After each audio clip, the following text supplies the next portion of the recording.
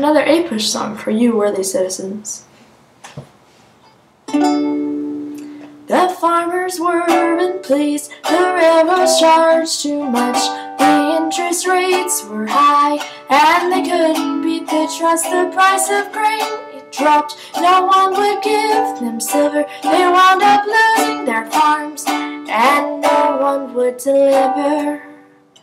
In this dark time there was nothing they could do except work together and push legislation through. The Granger movement was good at giving farmers education and setting local prices and making social changes. It wasn't until the Farmers' Alliances that anything began to change. They got involved in politics and had decent representation, but alas, it wasn't meant to be. The North and South split again after the Panic of '73.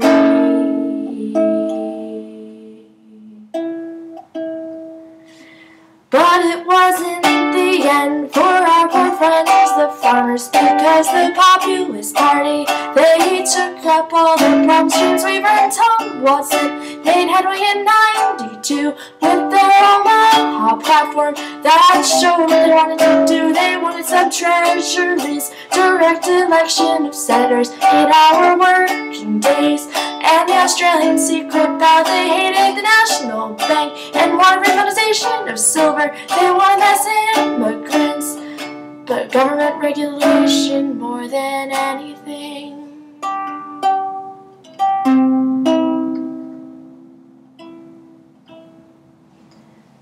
They made minimal gains like the Interstate Commerce Commission. They made their voices heard in state governments, and Democrats began to listen. But even William Jennings Bryan, with his cross of gold speech, couldn't convince the Republican Congress of the changes he did seek. The problems, they got worse a bit, 'cause the trust kept growing strong. The populists and Democrats didn't know how they'd move along until the turn of the century. Thank God for wise old Teddy.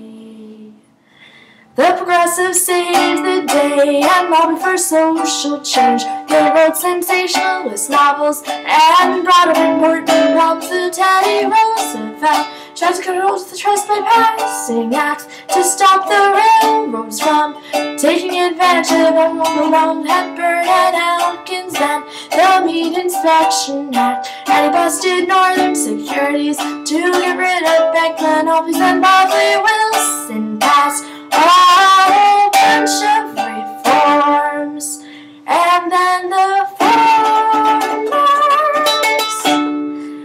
got what they deserved.